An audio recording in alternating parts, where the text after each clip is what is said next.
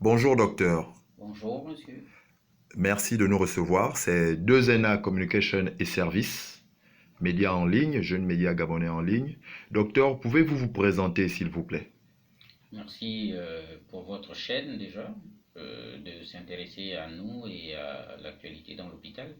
Je suis le docteur Adrien Mougougou, je suis chirurgien urologue au CHU de Libreville et je suis le président du syndicat des médecins fonctionnaires du Gabon.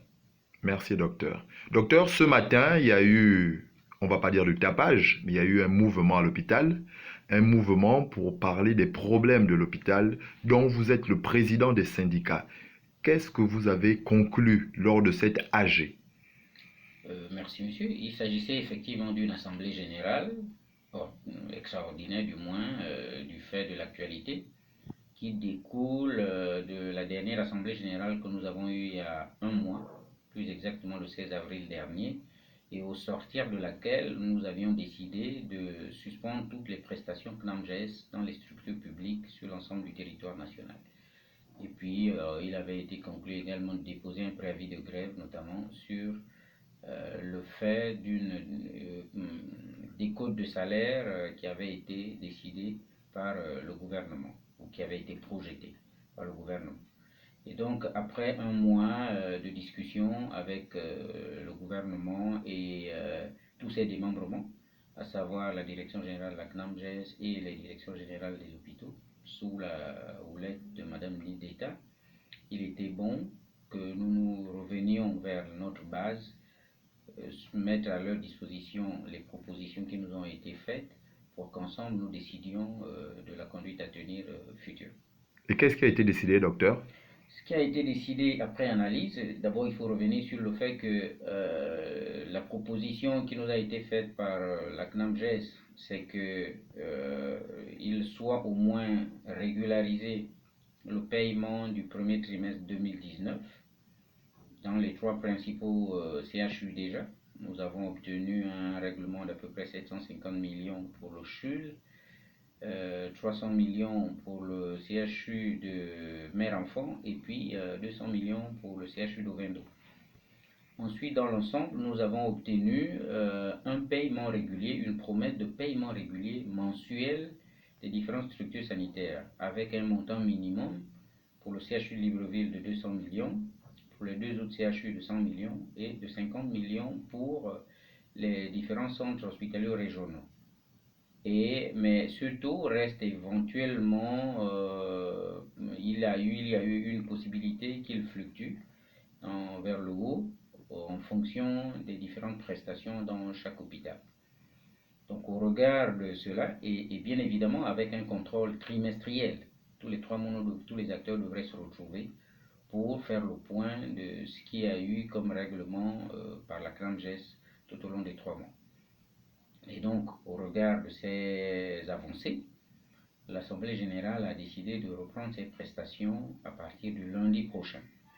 Cela, bien entendu, en demandant aux différents responsables des hôpitaux maintenant de rendre actif tout ce qui avait été promis, à savoir l'achat d'un certain nombre de matériel, les consommables, les médicaments et éventuellement le paiement d'une tranche de quote-part pour les personnels. Le personnel a tout de même également demandé au gouvernement de s'atteler à régler la dette qui a été scellée jusqu'au 18 au 31 décembre 2018. Parce que pour le personnel, cet argent a été travaillé, c'est le fruit du travail du personnel. Et cet argent devrait permettre de relancer de façon plus efficiente l'activité dans les hôpitaux publics. Donc il faut que le gouvernement règle cela. Nous estimons que ça ne peut pas rentrer dans le cadre de la dette publique et donc de la dette intérieure de l'État. Nous n'avons pas souscrit quoi que ce soit avec l'État. Nous n'avions pas signé un contrat de convention pour livrer un chantier ou que sais-je. C'est de l'argent qui sert à un roulement régulier et nous pensons que le gouvernement doit faire des efforts, ce d'autant plus que le gouvernement doit à la CNAMGES une ardoise d'environ 53 milliards de francs. Donc nous pensons que le gouvernement doit faire un effort de régler une partie de cette dette à la CNAMGES. Et évidemment, la CNAMGES se chargerait de régler cette dette vis-à-vis des structures publiques. Ça c'est un. En deuxième position, par rapport à la notion de décote ou le projet de décret de décote sur les salaires, l'Assemblée générale a demandé au bureau du syndicat de renouveler le préavis de grève de façon indéterminée, en disant que quel que soit le 25 dans les mois à venir, si jamais il y a une décote sur nos salaires, nous rentrerons immédiatement en grève générale. Et puis, il y a eu quelques divers. Pouvons-nous avoir état de ces divers? Alors, les principaux divers, on est revenu sur le fait qui a fait le buzz sur les réseaux sociaux notamment et toutes les chaînes de médias sur le décès regrettable d'un patient qui était dans notre structure hospitalière, notamment au service de neurologie. Décès qui est survenu après l'intrusion d'une dame qui est allée jusqu'à prendre une seringue et un produit, le Nefopam, qui est un antidouleur, comme l'expliquait Madame la directrice générale, et qui l'a introduit dans le soluté du patient. Mais fort heureusement, la femme du patient, parce que c'est un patient qui est dans les hôpitaux depuis plusieurs années, a clampé le glucosier. Mais malheureusement, puisque la pathologie du patient est connue, il s'agissait d'un accident vasculaire cérébral. Dans ces conditions, on ne sait pas si c'est peut-être l'émotion qu'il y a eu autour qui a peut-être un tant soit peu aggravé le pronostic vital du patient qui était déjà engagé par la gravité de l'AVC qui avait été découvert dans les différents scanners qui avaient été faits avant son hospitalisation.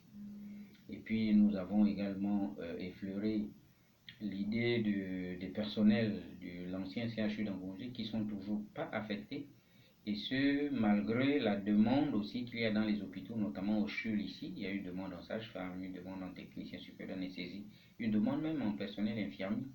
Donc nous souhaitons que le ministère fasse un effort d'affecter tout ce personnel civil qui appartenait au centre hospitalier universitaire d'Angongé. Dans le même fil et juste à côté d'eux, il y a l'Institut de cancérologie de Libreville qui est aussi impacté, semble-t-il, par ce projet, puisque le ministère de la Défense aurait convoqué les personnels de cette structure et leur aurait informé d'un éventuel détachement de ces personnels au ministère de la Défense. Ce que nous avons pensé est un peu incongru parce que nous estimons que c'est le personnel du ministère de la Santé, c'est une entité du ministère de la Santé. Ça relève du ministère de la Santé. Donc c'est au ministère de la Santé de convoquer son personnel et de dire si une décision gouvernementale a été prise, c'est au ministre d'État en charge de la Santé de les informer, de nous dire qu'effectivement le personnel est mis à disposition ou pas. Et bien sûr, ça peut être sujet à discussion avec les structures syndicales qui représentent les personnels, parce que nous ne comprenons pas, sans avoir rien demandé, qu'on disponibilise un personnel civil dans une entité militaire, parce que nous ne sommes pas des personnels de santé militaire. Et puis après, nous sommes revenus sur la notion de main-d'œuvre non permanente dans les hôpitaux, parce que la question même de la sécurité dont parlent les médias ces derniers temps-ci relève même la rareté des ressources dans les hôpitaux. L'État ne payant pas par le biais de la CNAMGES, la dette est là et en fait foi.